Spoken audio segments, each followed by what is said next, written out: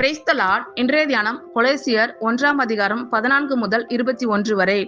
குமாரனாகிய அவருக்குள் அவருடைய இரத்தத்தினாலே பாவ மன்னிப்பாகிய மீட்பு நமக்கு உண்டாயிருக்கிறது.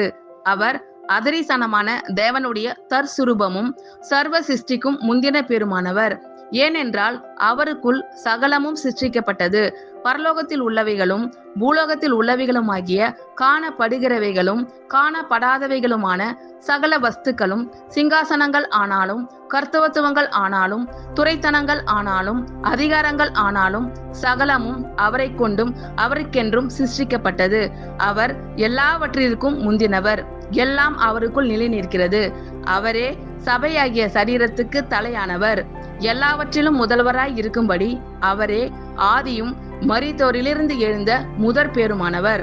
சகல பரிபூரணமும் அவருக்குள்ளே வாசமாய் இருக்கவும் அவர் சிலுவையில் சிந்தின இரத்தத்தினாலே சமாதானத்தை உண்டாக்கி பூலோகத்தில் உள்ளவைகள் பரலோகத்தில் உள்ளவைகள் யாவையும் அவர் மூலமாய் தமக்கு ஒப்புரவாக்கி கொள்ளவும் அவருக்கு பிரியமாயிற்று.